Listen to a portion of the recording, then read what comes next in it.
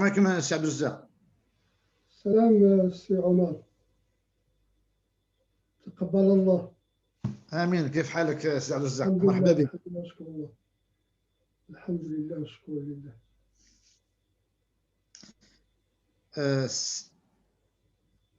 نصر الدين, tu me dis par rapport le son, même par rapport à ça, si le son il est bien ou pas. Le son, il est bon, hein, c'est bon. Les Très deux, bien. on entend bien, ouais. Barakallahu fik. Inch'Allah, je vais faire une petite présentation. نقدم président le frère سي عبد الرزاق ان شاء الله. بسم الله الحمد لله والصلاه ونذكر والسلام بك على رسول القرآن. الله وعلى اله وصحبه ومن والاه. اما بعد donc مرحبا بك سيدي عبد الرزاق ان شاء الله باذن الله. Donc pour les frères et les sœurs, et bien sûr bienvenue aux frères et sœurs qui nous écoutent Inch'Allah.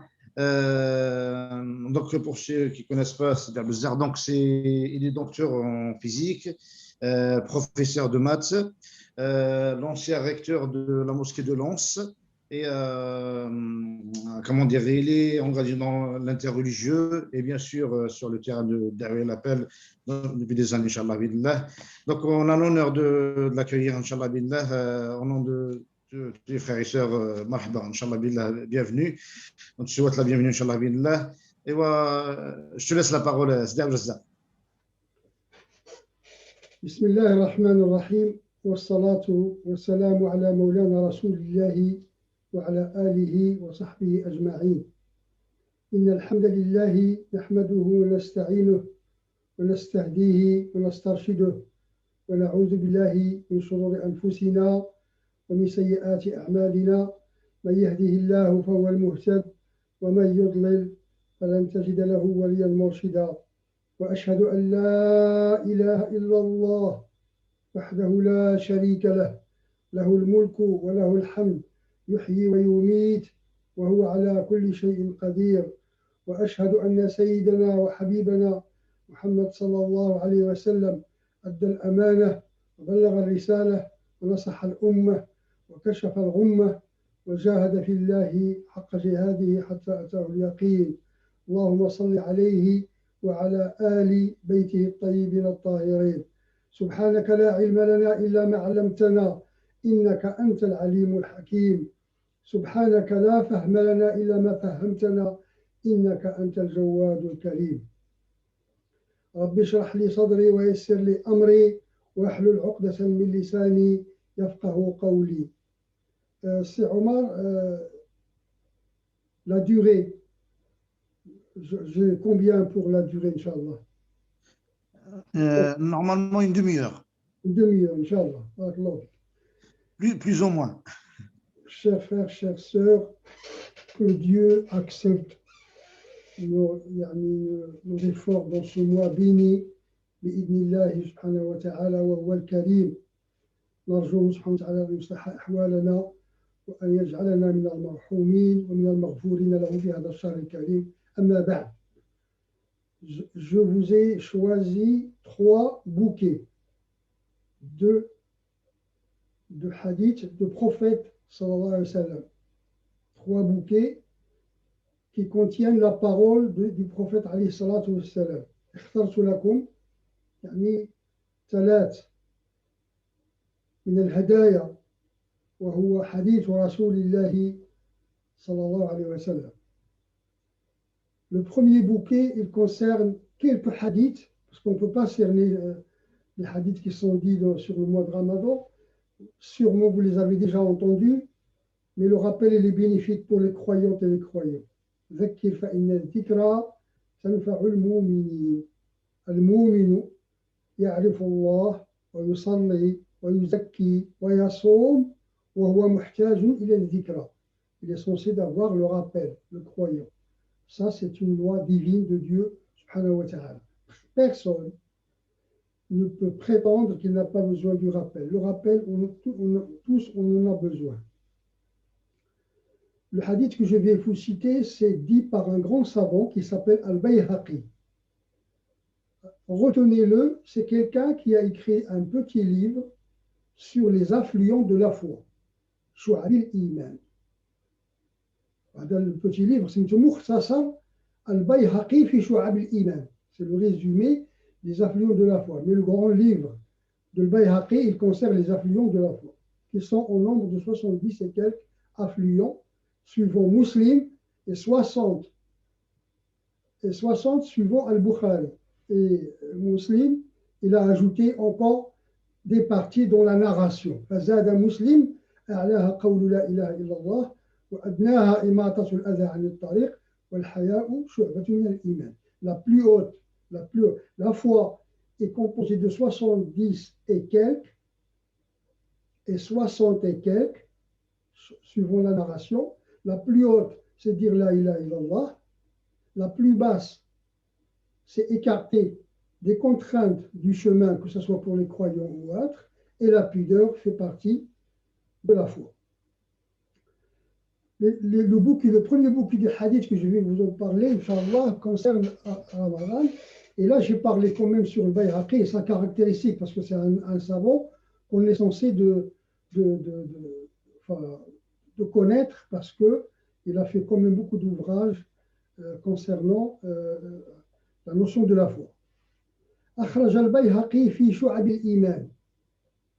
Al-Bayhaqi a rapporté dans son recueil les affluents de la foi. Parfois, on peut trouver, ce n'est pas des détails, le fait de trouver même la page, le chapitre, etc. pour les gens du hadith, c'est parce que il ne faut pas sous-estimer les caractéristiques qui vont définir la narration. Il y a toujours un compagnon qui a assisté à l'événement, il y a toujours un recueil où se trouve le hadith, il y a toujours une narration qui va aborder un thème donné. Ça, c'est les caractéristiques d'un hadith, d'une parole prophétique. Le compagnon qui a assisté à cet événement, c'est Abu Sa'id al-Khudri radiyallahu anhu. An Abi Sa'id al-Khudri قال, sachez bien, en arabe, lorsqu'on dit قال, c'est pas dire, non, c'est dire et faire. Ça veut dire que lorsque tu dis qala, ça veut dire qu'il a passé même à l'action, il l'a fait, il pratique ce qu'il dit. C'est pas juste dire, non, c'est dire et faire. Qala, qala Rasulullah sallallahu alayhi wa sallam. Et là, on arrive à la narration. Donc, le compagnon, la narration. Et le recueil vient à la fin. Et il y a même une autre partie qui s'appelle fiqhul hadith. Ça veut dire, est-ce qu'on peut-on extraire une règle juridique à partir de ce hadith? Sachez que, pour information, les hadiths faibles et les hadiths qui sont, où il y a des doutes dans la chaîne de transmission, on ne peut pas extraire une règle juridique. Il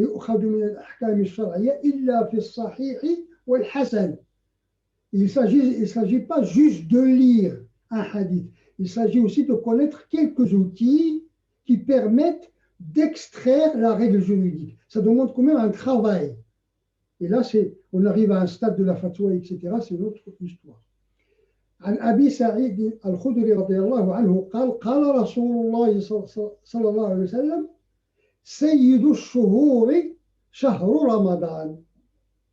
Le meilleur des mois est le mois du Ramadan.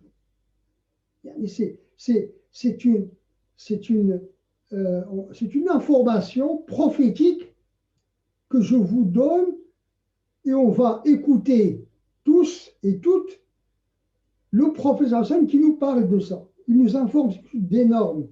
C'est le meilleur des mois, c'est le mois de Ramadan. Sayyid al-Shuhur et Shahru Ramadan. Ça, il faut le retenir, c'est très important. C'est-à-dire, s'il y a une caractéristique pour ce mois, c'est parce qu'on a été informé là-dessus avec le prophète Hassan. Wa akhraja, c'est toujours dans le recueil de Al-Bayhaqi, c'est le deuxième hadith. Wa akhraja an Ka'b. Cette fois-ci, c'est plus Abu Sa'id, c'est an Ka'b. C'est un autre compagnon. Donc c'est pour cela, lorsque vous lisez deux hadiths avec deux compagnons qui ont rapporté le hadith, vous pouvez avoir deux narrations différentes. C'est comme si on va dire quelles sont les caractéristiques qui définissent une narration donnée. Il faut qu'il y ait le même compagnon qui a assisté pour savoir de quelle narration s'agit-il. Al-matn, on dit en arabe, al-matn, matn al-hadith. Wa akhraja دائما البيهقي سلو البيهقي d'après كعب قال إن الله تعالى اختار ساعات الليل والنهار. Dieu a choisi des heures du jour et de la nuit. Il a choisi parmi ces heures-là des heures précises pour la prière. فجعل منهن الصلوات المكتوبة. Prescrites les prières. Il y a les heures partout, mais parmi ces heures-là, il a dédié un créneau spécifique pour la prière. C'est un choix divin. C'est Dieu qui décide. Parmi les heures, il a choisi des heures de la prière. واختار الأيام, les jours, il a choisi parmi les jours un jour. C'est pour le vendredi. C'est un choix divin. Le vendredi est un choix parmi les jours qui existent. فجعل منهن الجمعة واختار الشهور. Et parmi les mois, il a choisi un mois qu'il a dédié au mois du Ramadan. واختار الشهور فجعل منهن شهر رمضان واختار الليالي, a choisi aussi les nuits. Et parmi ces nuits-là, il a pris une qu'il a dédiée à la nuit du destin. Il a choisi encore pour les espaces, pour les demeures, ou bien pour les lieux, des espaces dédiés à la mosquée, aux mosquées.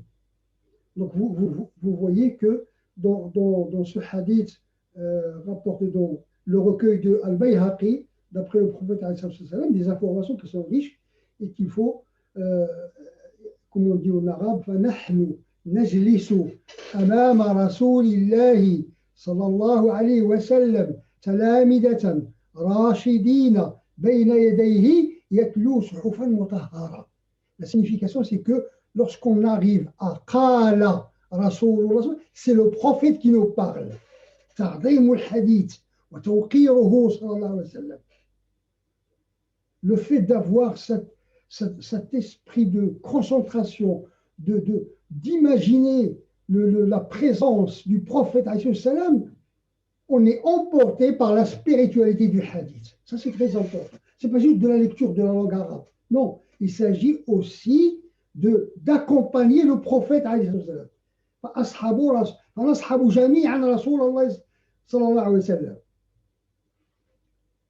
Toujours dans les paroles prophétiques, on va essayer de partir dans un autre recueil, Al-Bukhari ou Muslim.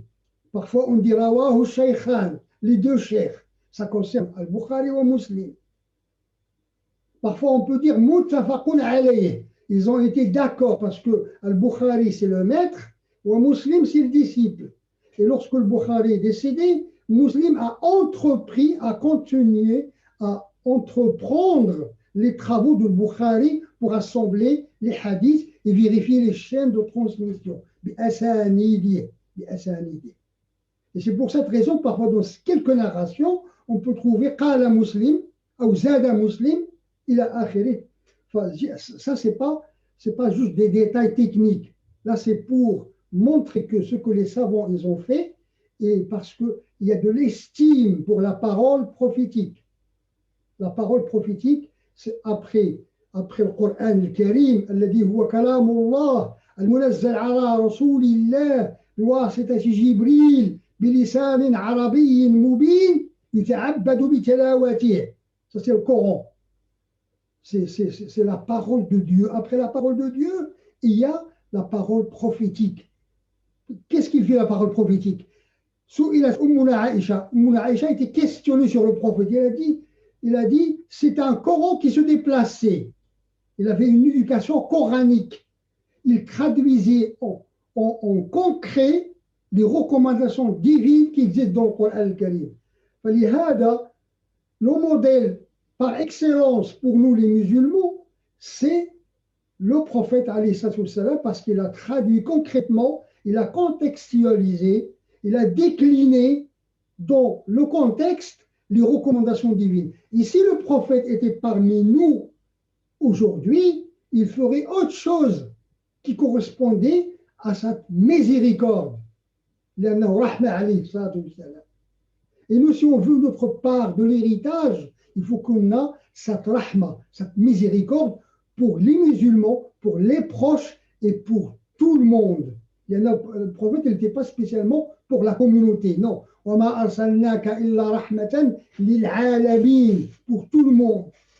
C'est ça le vrai héritage du prophète.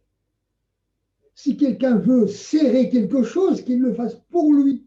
Par contre, concernant les proches, chacun son histoire, les débutants, les convertis, les voisins, il y a tout. Il faut donner à chacun son droit. C'est ce qu'il faisait le prophète alayhi salam. إعطاء كل ذي حق حقه. أخرج البخاري في صحيحه عن أبي هريرة. Alors on entend tout le temps Abu Huraira. Il ne faut pas être étonné, c'est le premier compagnon qui a rapporté le maximum du hadith. Les savants ont estimé plus de 5000 narrations, sans compter les doublons.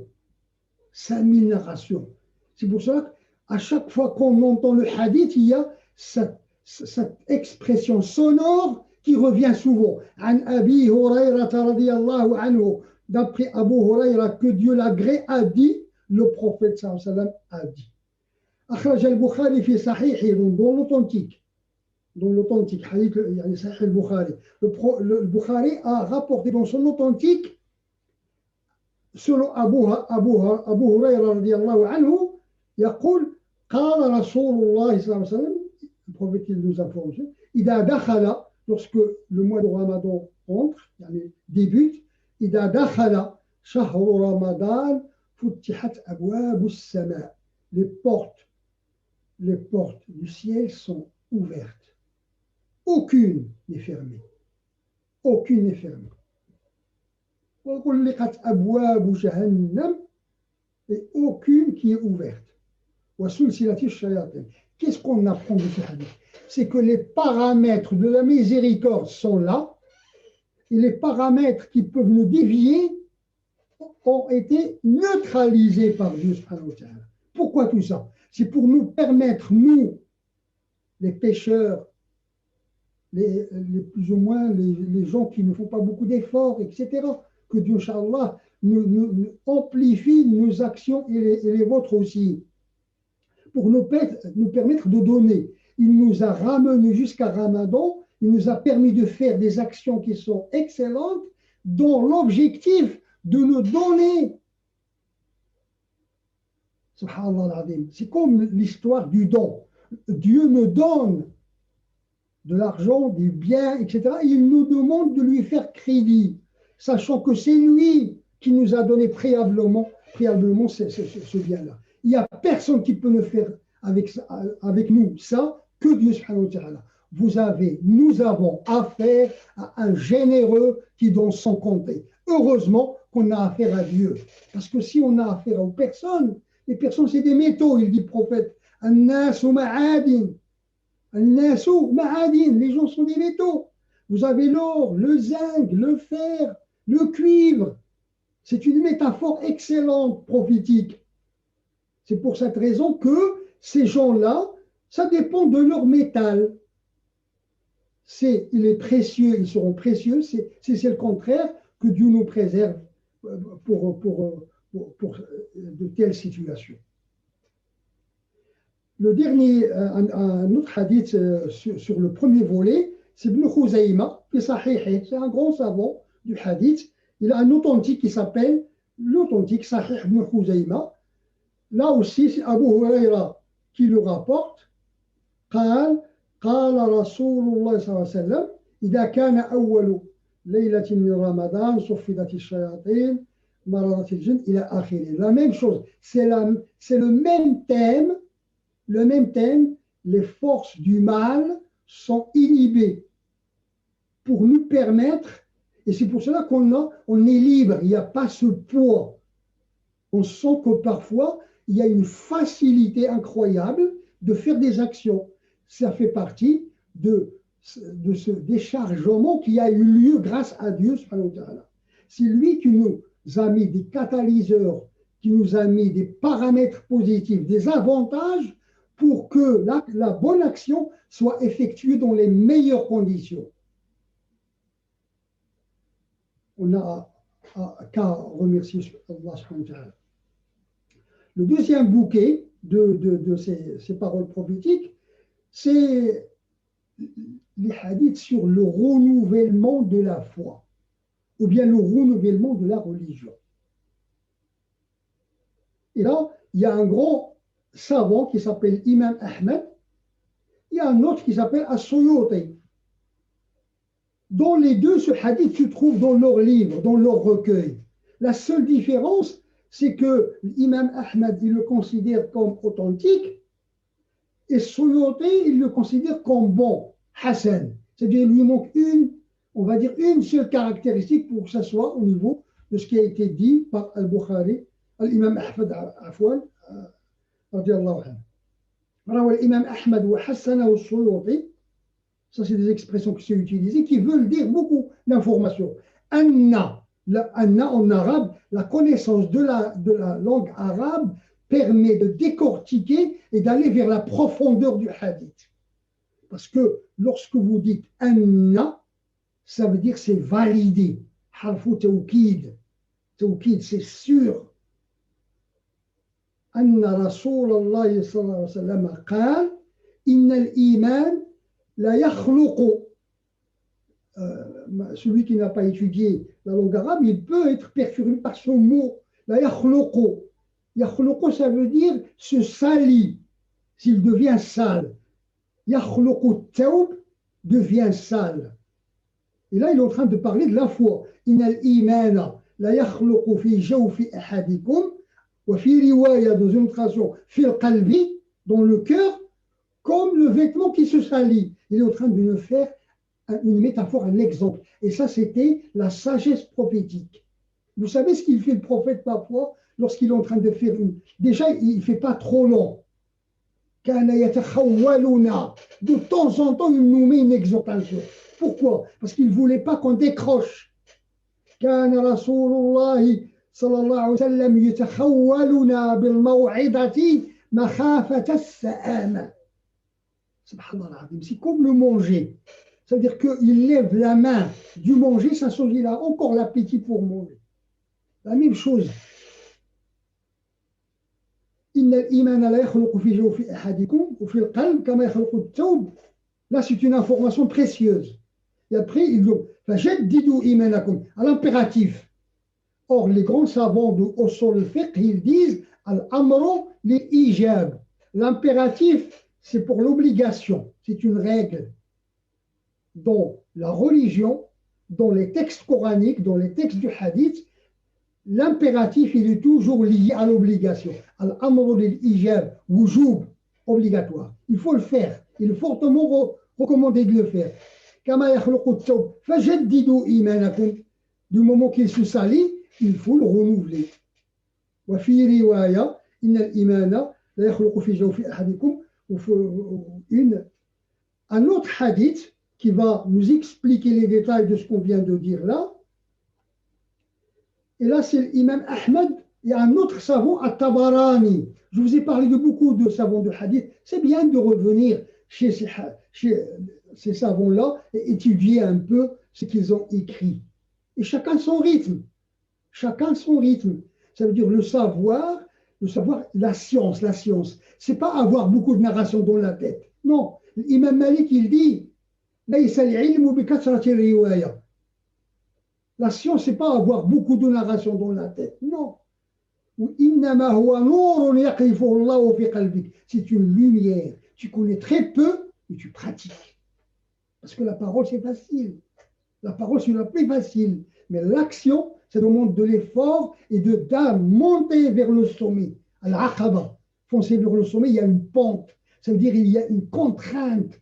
C'est pénible. Ça s'effectue dans la souffrance, dans la contrainte et dans le test. Ce n'est pas pour que Dieu vérifie ce qu'on a dans nos cœurs. Lui, il le sait. Mais pour qu'il nous met en face de notre réalité. L'imam Ahmed, Tabarani, c'est un autre savant. Wajal Ahmed Fiqat, c'est une expression, c'est pour dire que dans la chaîne de transmetteurs, les gens sont des udoul, c'est des gens de confiance, ils ne peuvent pas mentir. Les gens du hadith, dans la parole prophétique, ils ont fait un excellent travail pour nous ramener sur un plateau la parole prophétique. والحديث صححه السيوطي, ça veut dire avec les moyens de mesure de Suyuti, il est considéré comme authentique. C'est pas qu'il a corrigé la narration. Non, ça veut dire la syntaxe que je vous dis donne une information encore. Et ça permet à celui qui peut extraire la règle juridique d'en prendre en compte. Et là, il va trouver ce qu'on appelle dans la religion le mobile, al-illa, فيقوم عليها الحكم. الحكم يوجد حيث توجد علته. Le mobile, il est trouvé par les savants. Ils ont une technique, une façon, ils ont une maîtrise de la langue arabe.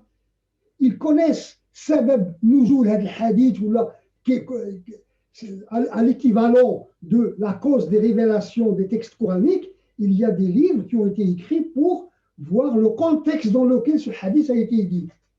C'est comme il y a une fois, le prophète il était avec une femme, avec son petit. C'est extraordinaire. Il a saisi l'occasion, il leur a montré une information capitale par rapport à Dieu. Il a dit, parce que la dame, il a cru perdre son enfant. Vous imaginez une femme qui croit perdre son enfant. Comment, de point de vue sentimental, elle va réagir? C'est de l'émotion maximale. Ben, le professeur sallam, il a saisi l'occasion, il a dit, et croyez-vous que celle-là peut jeter son enfant à l'enfer? أتدرون أن هذه ملقاة ولدها في النار قالوا لا يا رسول الله. Non, c'est comme s'il voulait dire, vous avez vu, juste il a cru qu'il l'a perdu, il a failli devenir folle. Il ne peut pas jeter dans l'enfer. Il a dit, et là il va jurer le prophète. L'Allahu, là c'est usloub al-qasam. Là c'est la maîtrise de la langue arabe. أسلوب القسم, أسلوب التعجب, أسلوب التفضيل, الأساليب في اللغة العربية. Si tu ne les maîtrises pas, tu ne connais pas la profondeur de la langue arabe et par conséquent, que ce soit le hadith ou le Coran, tu ne vas pas aller jusqu'au fond de l'expression. L'Allahu, l'âme, harfu qasam. Arhamu bikum min hadihi biwaladiha. Dieu est plus miséricordieux vis-à-vis de vous que celle-là avec son enfant. Là, on doit méditer sur cette parole prophétique qui est incroyable. C'est qu'on a affaire à un pardonneur, un généreux, qui est content qu'on revient vers lui. Vous imaginez quelqu'un, vous avez fait une erreur avec lui, vous revenez, qu'est-ce qu'il va faire? Il peut vous punir, il peut passer beaucoup de temps à se plaindre, à se vanter de ce qu'il a fait pour vous. Dieu, rien du tout de tout ça. Al-afou. العفو ترك العقوبة والصفح ترك اللوم. Dieu, il délaisse la punition, il délaisse même les remarques qui peuvent être blessantes. العفو ترك العقوبة والصفح ترك اللوم. لا يلوم, لا يلوم. Il ne va pas te dire, oui, écoute, je t'ai donné à manger, je t'ai fait ça. Rien du tout. Il est content de ton retour. Qui peut faire ça avec vous et avec nous? Ya Rabbi laka alhamdu kama yanbaghi li jalali wajhika wa azimi sultanik. Si on a une situation à résoudre, c'est de méditer sur cette position sacrée de Dieu subhanahu wa ta'ala. Si notre relation avec Dieu, il est dans cet esprit, toute la panel des actions qu'on pourrait faire vont se faire d'une manière lucide. Parce que moi, le matin, dès le matin, je pense à cette relation vis-à-vis de Dieu. روى الإمام أحمد والطبراني وجاء أحمد ثقته الحديث صححه السيوطي عن أبي هريرة رضي الله عنه أن رسول الله صلى الله عليه وسلم قال جددوا إيمانكم. Là, à l'impératif, donc c'est obligatoire. قيل en arabe, ça veut dire il y a quelqu'un dans l'assemblée qui a posé la question, on ne sait pas lequel. On peut trouver dans des livres, il se peut que c'est telle personne, mais globalement, on ne le connaît pas. Qila, hada al-mabni al-majhoul, c'est de la langue arabe. Qila, il y a quelqu'un dans l'assemblée qui a dit, Ya Rasulallah, envoyé de Dieu, comment renouvelle-t-on notre foi? Ok, il fait l'objet de imanana. Et là, le professeur sallam, c'est un grand pédagogue. Il a essayé de donner une information capitale, il les a ramenés progressivement pour qu'ils posent la question, il donne la remède. Il a la compréhension est maximale. C'est pour cela que lorsqu'on veut faire l'appel da'wa, on n'a pas besoin de beaucoup de science. Non, non, non. Il y a des gens qui sont simples, mais ils ont la sagesse. Et Dieu dit dans le Coran, ud'u ila sabili rabbika ad-da'wa bil hikmati. C'est pas bil ilm. Tu peux avoir beaucoup de science, mais tu n'as pas la sagesse. À chaque fois que tu parles, tu blesses. À chaque fois que tu parles, tu dis une bonne chose. Tu choisis le mauvais moment. Tu n'as pas de sagesse. La sagesse est capitale dans l'opération de da'wa. قيل يا رسول الله وكيف نجدي إيماننا قال أكثروا dites plusieurs fois inlassablement tout le temps من قولي لا إله إلا الله لا إله إلا الله. Il y a beaucoup qui disent ouais mais c'est simple. Non, c'est pas simple. Si vous essayez de le faire, l'esprit va voyager ailleurs. C'est difficile. Il faut se concentrer, il faut le ramener à chaque fois jusqu'à ce que ça devienne, ça doit se faire d'une manière simple et profonde. Et ça va remplir le cœur de foi, parce que c'est le renouvellement de la foi qui s'effectue. Les paroles sont, il y a beaucoup de paroles prophétiques. Je vais m'arrêter là. J'espère que on a fait un bout de chemin ensemble sur cette route du professeur sallam.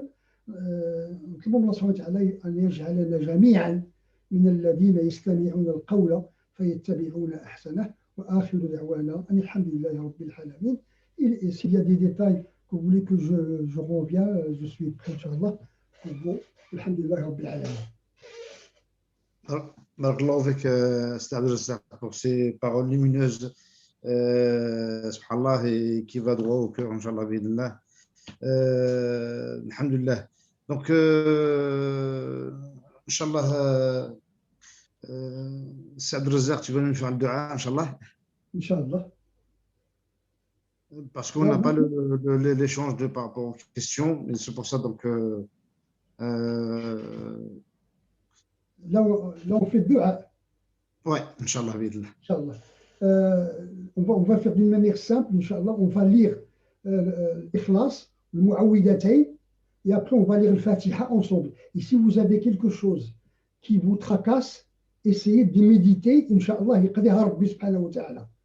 Et là, tous ensemble. Si on a des demandes à Dieu, qu'on les met en présence dans cet instant. Bismillahirrahmanirrahim. قل هو الله أحد الله الصمد لم يلد ولم يولد ولم يكن له كفوا أحد بسم الله الرحمن الرحيم قل أعوذ برب الفلق من شر ما خلق من شر غاسق إذا وقب ومن شر النفاثات في العقد ومن شر حاسد إذا حسد بسم الله الرحمن الرحيم قل أعوذ برب الناس ملك الناس إله الناس من شر الوسواس الخناس الذي يوسوس في صدور الناس اللهم ارحمنا بالمرحوم فينا بجاه بسم الله الرحمن الرحيم الحمد لله رب العالمين الرحمن الرحيم ملك يوم الدين إياك نعبد وإياك نستعين اهدنا الصراط المستقيم صراط الذين أنعمت عليهم غير المغضوب عليهم ولا الضالين آمين وصلى الله وسلم وبارك على سيدنا محمد سبحان ربك رب العزة عما يصفون وسلام على المرسلين وآخر دعوانا الحمد لله رب العالمين.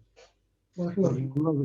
بارك الله فيك أستاذ عبد الرزاق pour Inch'Allah cet accueil Inch'Allah billah et ça sera pas la première fois Inch'Allah. بارك الله فيكم. Inch'Allah. Salam alaikum.